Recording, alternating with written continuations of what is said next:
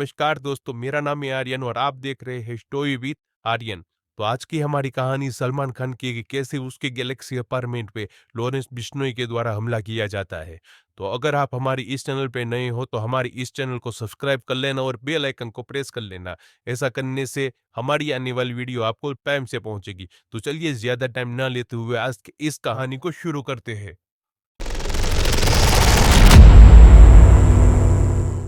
Galaxy apartment Bandra Mumbai का एक ऐसा पता जो बॉलीवुड फैंस में काफी मशहूर है, जहां हम सभी के भाई सलमान खान मस्त गहरी नींद में सो रहे थे 14 अप्रैल 2024 की रात को। शायद पिछले कुछ दिनों में ईद की दावतों में परिवार के साथ निहारी और बिरयानी ठूसने के बाद, लेकिन 14 अप्रैल को बाहर 4:55 पर अंधेरा था, जब बाइक सवार दो आदमी हेलमेट से अपना चेहरा ढके तेजी से बिल्डिंग की ओर बढ़ रहे थे। जैसे वो गैलेक्सी के पास पहुंचे, बाइक चला रहे बंदे ने रफ्तार धीमी की और पीछे बैठे उसके साथी ने सलमान की बालकनी पर 5 गोलियां दाग दी। वही बालकनी जहां से भाई अपने फैंस को नीले ब्रेसलेट पहनकर हाथ हिलाकर दर्शन देते हैं। फिर गोली चलाने के बाद बाइक सवार उतनी ही तेजी से अंधेरे में गायब हो गए जितनी तेजी से वे आए थे, बस कुछ ही सेकंडों में। सूरज उगने तक इस खबर ने सोशल मीडिया पर आम जी मुंबई वालों के होश उड़ा दिए, हिला डाला सबको। और शाम तक कनाडा स्थित गैंगस्टर अनमोल बिश्नोई की एक फेसबुक पोस्ट वायरल हुई जिसमें उसने इस हमले की जिम्मेदारी ली। ये तो सिर्फ ट्रेलर था, पूरी पिक्चर तो अभी बाकी है। ये धमकी संगीन थी क्योंकि अनमोल दरअसल जेल में कैद गैंगस्टर लॉरेंस बिश्नोई का चचेरा भाई है, वही खतरनाक बंदा जिसका पंजाबी गायक सिद्धू मूसेवाला की हत्या के पीछे भी हाथ था। हमारे सलमान के साथ उसका 36 का आंकड़ा और 1998 के काला हिरण शिकार मामले को लेकर है, जिससे उसका बिश्नोई समुदाय अब भी बेहद नाराज है। पर जल्द ही पुलिस की जांच में बालकनी की रेलिंग में गोली फंसी मिली, जबकि 4 गोलियों के खोल सड़क पर पाए गए, जिससे साफ हुआ कि शूटर नौसिखिए थे। लेकिन वे इतने शाणे जरूर थे कि बाइक तेजी से भगाई ताकि धुंधली सीसीटीवी फुटेज से उनके चेहरे या प्लेट नंबर की पहचान न हो सके। और जाहिर है कि सुबह 5 बजे के आसपास सड़क सुनसान थी, जिससे कोई गवाह मौजूद नहीं था। हालांकि बेघर लोग पास के फुटपाथ पर आराम से सो रहे थे। तो पहले दिन इस बिश्नोई की वीडियो के बावजूद पुलिस के पास कोई ठोस सबूत नहीं था इस बेहद गंभीर और हाई प्रोफाइल मामले में। लेकिन पुलिस को इतना तो पता था कि सलमान को पिछले कुछ सालों में बिश्नोई गैंग से कई बार जान से मारने की धमकियां मिल चुकी हैं। नवंबर 2023 में खुद लॉरेंस ने फेसबुक पर पोस्ट किया, इस भ्रम में मत रहना, सलमान की ताऊ तुझे बचा लेगा मुझसे, कोई नहीं बचा सकता तुझको। फिर मार्च 2023 में कनाडा स्थित गैंगस्टर गोल्डी ब्रांड ने उसके मैनेजर को मेल भेजा, मैं तुझसे आमने सामने बात करना चाहता हूँ, नहीं तो अंजाम बुरा होगा। जून 2022 में जब सलमान के पिता सलीम खान बांद्रा बैंड स्टैंड पर टहल रहे थे तो उन्हें एक धमकाने वाली चिट्ठी मिली, ठीक वहाँ जहाँ वे रोजाना जाते हैं, जिससे वे चिंता में पड़ गए। सलमान का भी वही हश्र होगा जो हमने पिछले महीने गायक सिद्धू मूसेवाला के साथ किया था। लॉरेंस ने तो 2018 में मीडिया के सामने खुली धमकी भी दे दी थी। चौंकाने वाली बात ये कि वो भी पुलिस वैन के अंदर बैठे हुए, हम सलमान को जोधपुर में ही मारेंगे। सलमान लॉरेंस बिश्नोई दुश्मनी की जड़ें उस बीते कल में हैं, जब 1998 में सलमान शूटिंग कर रहे थे सुपरहिट फिल्म हम साथ साथ है की राजस्थान के कांकानी गाँव में। वे अपने साथी कलाकारों तबू, सोनाली बेंद्रे, सैफ और नीलम के साथ रात में काले हिरण का शिकार करने के लिए बिना लाइसेंस वाली बंदूक लेकर गए। इस घटना को गांव निवासी पूनम चंद बिश्नोई ने देख लिया, जिससे वो काफी चौंकी और घबरा गई, क्योंकि उनके धर्म में काले हिरण को उनके संत गुरु भगवान जम्बेश्वर के पुनर्जन्म का अवतार माना जाता है और उन्हें मारना उनके धार्मिक आस्था को ठेस पहुंचाता है। इसलिए बिश्नोई समुदाय ने सलमान और दूसरों के खिलाफ कई मामले दायर किए जोधपुर और राजस्थान उच्च न्यायालय में। पर सलमान के चालाक वकील ने उन्हें बेगुनाह साबित करने के लिए पुरजोर कोशिश की। सिर्फ जानवर की खाल ही साबित कर सकती है कि उस पर गोली के छेद हैं या नहीं, लेकिन खाल की कभी जांच की ही नहीं गई। उसने मेडिकल रिपोर्ट्स भी दिखाई, जिसमें एक हिरण की मौत का कारण गड्ढे में गिरना बताया और दूसरे को बताया कुत्तों ने खा लिया, और ये भी बताया कि गोली के कारतूस कभी मिले नहीं। सलमान के एक और वकील ने पूनम चंद बिश्नोई से तगड़े सवाल पूछे, जो एक लौती गवाह थे। गोली चलने के समय आप वहाँ से कितनी दूरी पर थी? जब वो उन्हें क्रॉस एग्जामिन कर रहे थे तब 2 महिलाएं बिना किसी का ध्यान खींचे चुपचाप अदालत में घुस आई। जैसे ही वो अपनी जगह पर आई, सलमान के लॉयर ने अचानक अपने सवालों की दिशा बदल दी। क्या आपने पहले कभी इन महिलाओं को देखा है? प्रमुख गवाह तबुन आम कपड़ों में आई तबू या सोनाली बेंद्रे को पहचान नहीं पाई, जो सलमान के साथ ही आरोपी थे। कौन? मैंने देखा। फिर लॉयर ने बाजी मारने वाली चाल चली। आप कहती हो कि गोली चलाने के समय आप 150 मीटर की दूरी पर थी, लेकिन वहाँ तो घना अंधेरा था, बस तुम्हारी मोटरसाइकिल की हेडलाइट थी। फिर भी आपने दोनों महिलाओं को पहचान लिया और अब ये दोनों आपके सामने बैठी हैं। और आप कह रहे हो आपने ना कभी पहले देखा नहीं। उसकी गवाही को गलत साबित करने की वजह से जज ने बाकी सभी आरोपियों को बरी कर दिया, लेकिन जज साहब सलमान पर सख्ती से पेश आए। लोग आपके पीछे पागल है, पूछते हैं फिर भी आपने 2 बेसहारा जानवरों को मार डाला, इसलिए आपको 5 साल कैद की सजा सुनाई जाती है। सलमान को 2 बार दोषी ठहराया गया नीतियों में 2007 और 2018 में एक ही मामले में, फिर भी हमारे दबंग एक्टर ने दोनों बार जमानत जुगाड़ ली सिर्फ कुछ ही दिनों के अंदर।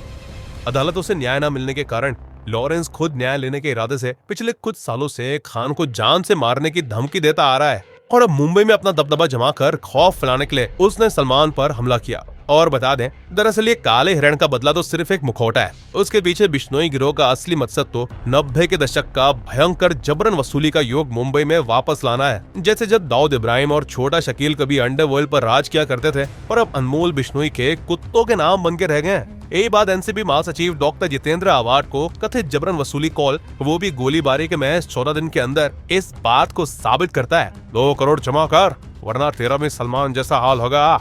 मूसेवाला हत्याकांड के लिए भी बिश्नोई ने महाराष्ट्र के 2 शूटरों को भर्ती किया था, इसलिए जांच करने वालों को शक है कि शहर के बिजनेसमैन, फिल्म अभिनेता और बिल्डर डर के मारे बिश्नोई गिरोह की धमकी भरी कॉल की शिकायत दर्ज नहीं कर रहे। पिछले 1.5 दशक में मुंबई के अंडरवर्ल्ड गैंग बी कंपनी, छोटा राजन और रवि पुजारी को ढेर करने के बाद बिश्नोई गैंग को शुरू में ही खत्म करने के लिए मुंबई पुलिस और क्राइम ब्रांच ने 10 टीमें बनाई, जिन्होंने उसी रात आसपास के भागने वाले रास्तों और शहर के चारों ओर के सभी सीसीटीवी फुटेज को इकट्ठा किया और ये पाया कि सलमान के घर से वे बदमाश पहले 1.5 किलोमीटर दूर बैंड्रा के माउंट मैरी चर्च की ओर भागे, जहां उन्होंने अपनी बाइक दिखाने लगाई। फिर 2.5 किलोमीटर पैदल चलकर वे दोनों बैंड्रा रेलवे स्टेशन पहुंचे, वहां से बोरीवली जाने वाली ट्रेन में चढ़े और 2 स्टेशन बाद सेंटा क्रूज में उतरे। फिर वहीं सेंटा क्रूज के वकोला से उन दोनों ने ऑटो लिया 22 किलोमीटर दूर दहीसर तक। फिर रफू चक्कर हो गए, जबकि वे आसानी से ट्रेन से दहीसर जा सकते थे। लेकिन लगता है कि उन दोनों ने पहले से ही भागने की योजना पुलिस को गुमराह करने के लिए बना ली थी। लेकिन पुलिस वाले उनसे भी ज्यादा शाणे थे और उन्होंने जल्द ही बाइक नंबर का प्लेट बरामद कर लिया, जिसने उन्हें बाइक के असली मालिक तक पहुंचाया। रायगढ़ जिले के पनवेल के निवासी, जो पूछताछ करने पर अनजान दिखे, मुझे कुछ नहीं पता, मैंने सिर्फ एक एजेंट के जरिए अपनी बाइक बेची थी। ये एजेंट पुलिस के काफी काम आया, क्योंकि उसने बाइक खरीदार के मोबाइल नंबर और किराया एग्रीमेंट दिया। पहले तो पुलिस ने फोन नंबरों से लोकेशन का पता लगाने की कोशिश की, लेकिन वो लंबे समय तक बंद आ रहा था। फिर किराए के एग्रीमेंट ने उन्हें उस पुराने गंदे फ्लैट तक पहुंचाया जहां वो दोनों शूटर रहते थे। जिससे बढ़िया बात ये हुई कि उस घर के मालिक ने शूटर जोड़ी के आधार कार्ड की पुलिस को कॉपी दे दी। और लो जी, हो गया काम तमाम, क्योंकि यह पता चल गया था कि वे दोनों सागर पाल 21 और विक्की गुप्ता 24 नाम के थे, बिहार के चंपारण जिले के रहने वाले। इसलिए अब क्राइम ब्रांच तुरंत उनके गाँव पहुंची और उनके परिवार से पूछताछ की, लेकिन कोई फायदा नहीं हुआ। कहाँ छुपा रखा है सागर और विकी को? साहब का बागबा, सागर बाग पंजाब में है। पर चालाक सागर तब तक एक नया सिम कार्ड ले चुका था, जिससे उससे लगा कि पुलिस को चकमा दे सकेगा। लेकिन उसको कहाँ पता था कि पुलिस की एक टीम लगातार इस बात की जांच कर रही थी कि कोई नया नंबर उसके आधार कार्ड से जुड़ रहा है या नहीं। बस गेम ओवर, पुलिस ने उसकी लोकेशन का पता लगा लिया, गुजरात के भुज में नटकराना शहर। हालांकि जब एक और जांच टीम उस स्थान पर पहुंची, दोनों फिर अफूचक्कर हो गए और एक बार फिर उनका नंबर बंद निकला। जी नंबर पर फोन करियो है तो बंद निश्चय, जिससे पुलिस पूरी तरह से परेशान हो गई थी। और उन्होंने बिना हार माने भुज के किफायती होटलों, लॉज, धर्मशालाओं में उन्हें ढूंढा और बाजारों में भी जगह जगह उनकी तस्वीरें दिखाकर उन्हें उनके सब्र का फल तब मिला जब एक दुकानदार ने सागर की अनोखी लंबी नाक और दाढ़ी की वजह से उसको पहचान लिया। हाँ सर, इसको तो देखा है मैंने, मातानुमठ मंदिर की तरफ जाते हुए। क्राइम ब्रांच की टीम और गुजरात पुलिस के 5 अफसरों की टीम फौरन मंदिर के लिए रवाना हुई और 500 मीटर पहले ही रुक गई ताकि शूटर सतर्क न हो पाए। फिर अपने शातिर प्लान में उनमें से 3 ने भक्तों जैसा भेष धारण किया और मंदिर के अंदर चले गए। जैसे उन्होंने मंदिर के अंदर एक कोने में सोते हुए शूटरों को देखा, उन्होंने तुरंत बाहर छिपे अपने अफसरों को खबर दी। इसके बाद पुलिस टीम ने अपराधियों को चौंकाकर आखिरकार रिकॉर्ड 2 दिनों में उन्हें पकड़ लिया। दोनों से कड़ी पूछताछ के बाद चौंकाने वाली बात पता चली कि कैसे बिश्नोई गैंग पूरे भारत में 900 शूटरों के साथ अपना जाल बिछा चुका है। जहां लॉरेंस जेल तो वहीं अनमोल विदेश से इंटरनेट वॉइस कॉल के जरिए गैंग चलाता है ताकि उनकी लोकेशन का सुराग न मिल पाए। उनके सोशल मीडिया फैन अकाउंट में AK-47 के साथ पोज देते युवाओं की वीडियो दिखाई जाती है और लॉरेंस भगत सिंह की तस्वीर वाली टी-शर्ट पहने एक बड़े देशभक्त के रूप में अपने आप को दिखाता है ताकि बिना क्रिमिनल रिकॉर्ड वाले भोले जवान लौंडों को वो लुभा सके और वो उन्हें कनाडा में रईसी वाली जिंदगी देने का वादा करता है। हालांकि जमीनी स्तर पर उनके गैंग के नकाबपोश गुंडे रहते। जी वो लोग थे जिन्होंने सागर को हरियाणा के खेतों में मजदूरी करते हुए ढूंढा और फिर उसने अपने गांव के दोस्त विकी गुप्ता को कॉल किया इस मिशन में शामिल होने के लिए, जिस मिशन से इनको इतना पैसा मिलना था जो इन्होंने कभी सपने में नहीं सोचा था। 4 लाख मिलेगा, 1 लाख एडवांस। बोल पड़ेगा। अनमोल का पहला प्लान तो सलमान पर उसके पनवेल फार्म हाउस में हमला करने का था, जिस वजह से तो वो शूटर पनवेल में किराए के कमरे में रह रहे थे। हालांकि सलमान कई हफ्तों तक फार्म हाउस में नहीं आया, इसलिए वे इंतजार करते करते ऊब गए। फिर अनमोल ने दोनों को सलमान के बैंड्रा वाले घर की पूरी खबर निकालने को कहा, जो इन्होंने 3 बार किया। और उसके बाद गैंग का एक और बंदा उनके साथ बैंड्रा गया और वहाँ वीडियो भी बनाया। आखिर में 15 मार्च को 2 नकाबपोश गुर्गे पनवेल आए और सागर और विकी को 2 देसी पिस्टल और 38 राउंड गोलियों के दिए। अनमोल ने दोनों को कम से कम 10 राउंड गोलीबाजी करने के बाद 10 मिनट तक सीसीटीवी के सामने सिगरेट पीकर चौड़ दिखाने को कहा था, लेकिन वे कल के आए नौसिखिए गोलीबाज शायद ऐसा करने से घबरा दे। पुलिस ने तापी नदी से गोलियों के साथ पिस्तौल भी बरामद की,